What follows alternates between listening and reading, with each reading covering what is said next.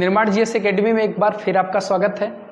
पिछले लेक्चर में हम लोगों ने बात की थी, हमने अनुसूचियों तक हम लोगों ने पढ़ा था। अनुसूचियों के बाद आज जो हमारा चैप्टर है वो है भारतीय संविधान की प्रस्तावना।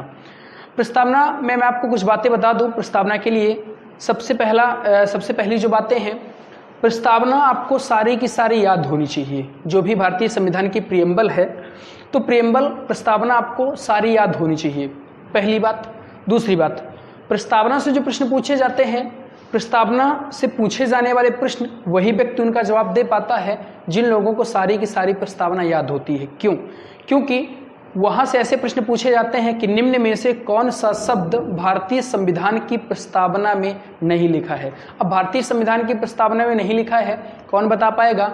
वही व्यक्ति बता पाएगा कि भारतीय संविधान की प्रस्तावना में कौन सा शब्द नहीं लिखा है, जिससे भारतीय संविधान की प्रियम्बल पूरी याद होगी। ऐसे ही प्रश्न पूछे जाते हैं। तो मैं आपको एक बार भारतीय संविधान की प्रस्तावना बता देता हूँ। भारतीय संविधान की प्रस्तावना की शुरुआत हुई है हम भारत के लोग। मैं आपको सारी प्रस्तावना के एक शब्द समझाऊंगा कि कौन से शब्द का क्या अर्थ होता है। तो भारतीय संविधान की प्रस्तावना में लिखा हुआ है कि हम भारत के लोग भारत को एक संपूर्ण प्रभुत्व संपन्न, समाजवादी, पंथनिरपेक्ष, लोकतंत्रात्मक गणराज्य बनाने के लिए तथा उसके समस्त नागरिकों को सामाजिक, आर्थिक, राजनीतिक, न्याय, विचार, अभिव्यक्ति, विश्वास, धर्म और उपासना की स्वतंत्रता, प्रतिष्ठा और अवसर की समता प्राप्त करने के लिए तथा उन सब में व्यक्ति की गरिमा और राष्ट्रीय एकता और अखंडता को सुनिश्चित करने वाली बंधुता को बढ़ाने के लिए आज तारीख 26 नवंबर 1949 मिति मार्गशीर्ष शुक्ल सप्तमी विक्रम संवत 2006 विक्रमी को एतद द्वारा इस संविधान सभा को अंगीकृत, अधिनियमित और आत्मार्पित करते हैं। तो ये है भारतीय संविधान की प्रियम्बल पूरी की पूरी। मैंने आपको बताया था कि पंडित जवाहरलाल नेहरू के द्वारा संविधान सभा में ये पेश की गई थी। ठीक है, संविधान सभा की पहली बैठक 9 दिसंबर 1946 को हुई थी। संविधान सभा की अगली बैठक हुई थी 11 दिसंबर 1946 को। तो संविधान सभा की जो 13 दिसंबर 1946 वाली बैठक थी, उसमें पंडित नेहरू ने संविधान में उद्देशिका के रूप में प्रस्तुत किया था इसे, जिसे 22 जनवरी 1947 को मान लिया गया था। तो ये थी भारतीय संविधान की प्रस्तावना।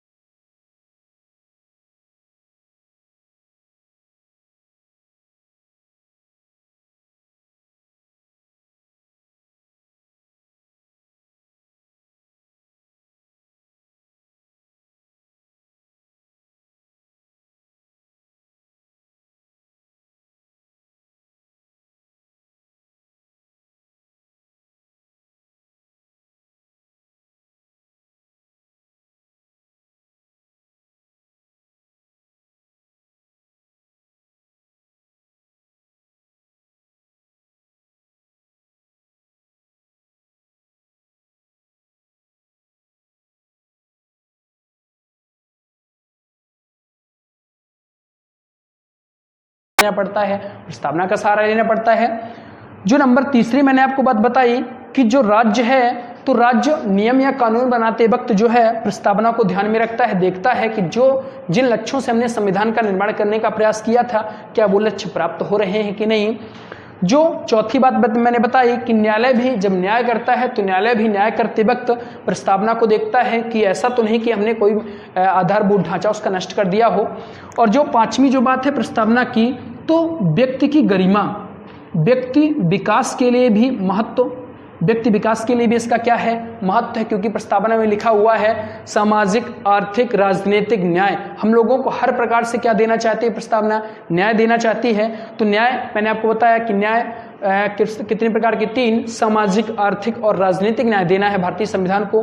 तो ये जो व्यक्ति का विकास हर प्रकार से, जब किसी भी व्यक्ति को क्या मिलेगी, न्याय मिलेगी, तो न्याय मिलेगी तो व्यक्ति का क्या होगा, विकास। तो ये प्रस्तावना हमें व्यक्ति के विकास के बारे में भी क्या है महत्व समझाती है। इसके बाद अगर मैं प्रस्तावना की और बात करूं तो एक व्यक्ति थे, प्रस्तावना को जो है, प्रस्तावना को संविधान की आत्मा कहा गया है। संविधान की आत्मा, देखें प्रस्तावना को संविधान की आत्मा कहा गया है, साथ ही साथ प्रस्तावना को संविधान की जन्म कुंडली भी कहा गया है। संविधान की जन्म कुंडली, प्रस्तावना को संविधान की जन्म कुंडली कहा गया है। कई बार एग्जाम में प्रश्न पूछा है, के.एम. मुंशी ने कहा है, ये कन्हैयालाल मणिकलाल मुंशी। तो प्रस्तावना संविधान की आत्मा है, प्रस्तावना को संविधान की जन्म कुंडली कहने वाले व्यक्ति थे के.एम. मुंशी। तो के.एम. मुंशी ने कहा है कि प्रस्तावना है क्या, प्रस्तावना एक ऐसा मौलिक दस्तावेज है जो प्रस्ताव संविधान का पूरा चेहरा दिखाता है। प्रस्तावना एक ऐसा दर्पण है जिसमें संविधान की पूरी तस्वीर देखी जा सकती है। कैसे तस्वीर देख सकते हैं आप, क्योंकि आप जिस प्रकार दर्पण में सारी की सारी तस्वीर अपनी देख सकते हैं, सेम इसी प्रकार यदि आपको भारतीय संविधान के अंदर की बातें सारी जाननी है कि भारतीय संविधान कैसा है, कौन से लक्ष्यों को लेकर के चल रहा है, कैसे शासन चलेगा, कब लागू हुआ है, कहाँ तक उसका विस्तार है, ये सारी की सारी बातें आप प्रस्तावना को देख करके समझ सकते हैं। इसीलिए प्रस्तावना को संविधान का क्या कहा गया है, दर्पण भी कहा गया है, जिसमें आप पूरा का पूरा प्रस्तावना का क्या भारतीय संविधान का चेहरा देख सकते हैं कि हम लोगों को कैसे कैसे शासन चलाना है। तो ये थी आपकी प्रस्तावना के महत्व। अब प्रस्तावना के महत्व तो ठीक है, मैंने आपको प्रस्तावना समझाई, प्रस्तावना के महत्व समझाए। प्रस्तावना के महत्व के बाद कुछ आलोचक भी हुए हैं जिन लोगों ने प्रस्तावना की आलोचना भी की है। कैसे आलोचकों ने आलोचना की है, देखें। अब इसकी आलोचना किस प्रकार से हुई है,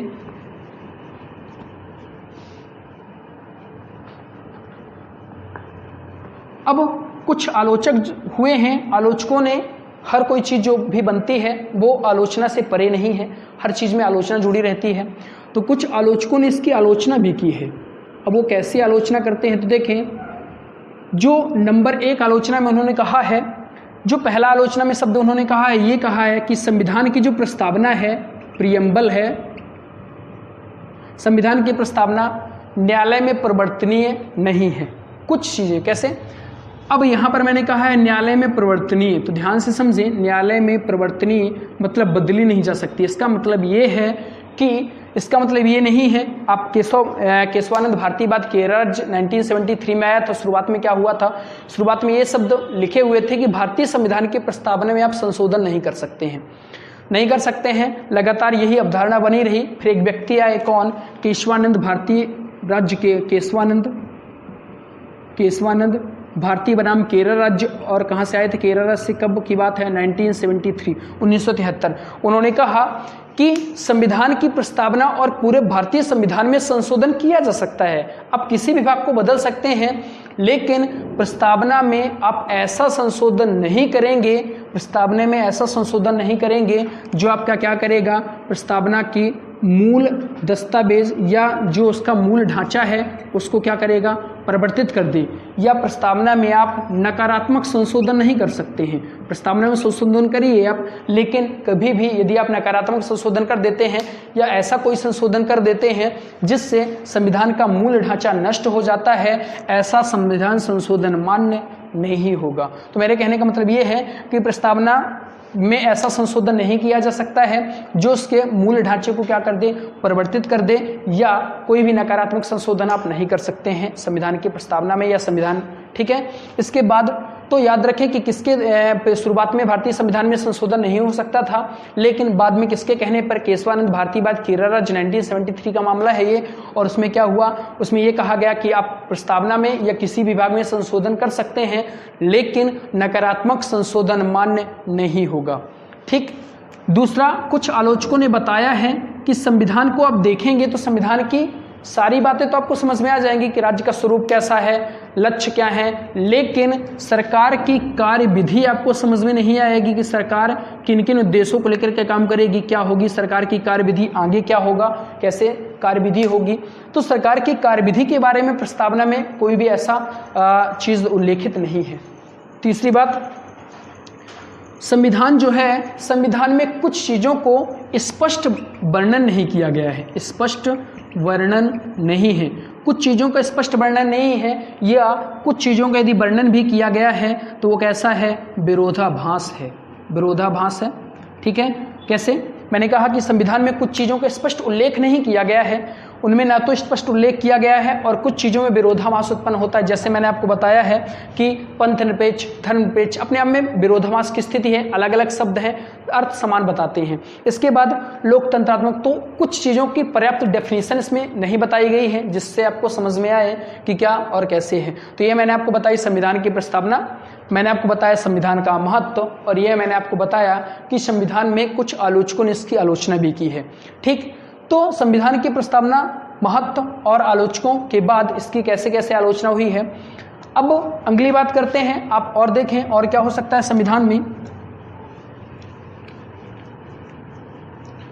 अगर मैं बात करूं तो संविधान की प्रियम्बल के बाद, याद रखें आपसे प्रस्तावना पूरी की पूरी याद होनी चाहिए। इस प्रस्तावना के बाद अब बात करता हूं मैं संविधान की विशेषताएं क्या क्या होनी चाहिए। विशेषताएं अपने आप में बहुत ही महत्वपूर्ण प्रश्न बनता है, क्या क्या होंगी संविधान की विशेषताएं। अगर मैं संविधान की विशेषताओं की बात करूं तो पहली विशेषता है लिखित और निर्मित संविधान। लिखित व निर्मित संविधान। लिखित व निर्मित संविधान, तो आपको याद होना चाहिए कि अगर मैं बात करूं कि जो सबसे पहला किस देश का संविधान बना था, अमेरिका। अमेरिका का जो संविधान है 1789 ईस्वी में क्या होता है, लागू होता है। कहाँ का संविधान, अमेरिका। ठीक है। अमेरिका के संविधान विश्व का सबसे छोटा संविधान है। अमेरिका का संविधान विश्व का सबसे पहला लिखित संविधान है। और अमेरिका का संविधान लागू कब हुआ है, 1789 ईस्वी में अमेरिका का संविधान क्या होता है, लागू होता है। तो यहाँ पर मैंने कहा लिखित व निर्मित संविधान, विश्व का सबसे बड़ा, विश्व का सबसे बड़ा। मैंने आपको यहाँ पर कहा कि पहली विशेषता जो है वो है विश्व का लिखित और निर्मित संविधान। विश्व का लिखित और निर्मित संविधान का मतलब है कि भारतीय संविधान सबसे बड़ा निर्मित बनाया गया संविधान है, क्योंकि भारतीय संविधान में 395 अनुच्छेद हैं, भारतीय संविधान में 22 भाग हैं और भारतीय संविधान में 12 अनुसूचियां हैं, जो और किसी भी देश में इतना बड़ा लिखित संविधान नहीं है। ठीक है। तो इतने ज़्यादा अनुच्छेद नहीं है। तो याद रखें कि भारतीय संविधान विश्व का सबसे बड़ा लिखित और निर्मित संविधान है, क्योंकि इसमें 395 अनुच्छेद, 22 भाग और 12 अनुसूचियों का वर्णन किया गया है। दूसरी बात, अगर मैं बात करूं जो भारतीय संविधान की अगली विशेषता है वो है नम्यता व अनम्यता का समन्वय। नम्यता और अनम्यता का समन्वय। नम्यता और अनम्यता का समन्वय। देखें नम्यता और अनम्यता है क्या। नम्यता जिसमें आसानी से संविधान संशोधन हो जाए, जिसमें मैं आसानी से संविधान संशोधन कर सकूं, संविधान संशोधन कर सकूं, संविधान संशोधन किया जा सके, और वो भी कैसा, आसानी से। जिसमें आसान तरीके से संविधान संशोधन किया जा सके वो संविधान नम्य संविधान कहलाता है, और जिसमें आसानी से संविधान संशोधन न किया जा सके वो अनम्य संविधान कहलाता है। तो भारतीय संविधान में कुछ ऐसी कंडीशनें हैं जिनमें कुछ में साधारण बहुमत से विधेयक पारित हो जाता है तो संशोधन हो जाता है, और जबकि कुछ विधेयकों में विशेष बहुमत से संविधान पारित होता है। तो हमारे देश में नम्यता और अनम्यता दोनों का क्या है, समन्वय किया गया है। इसीलिए भारतीय संविधान की दूसरी विशेषता हुई नम्यता व अनम्यता का क्या है, समन्वय।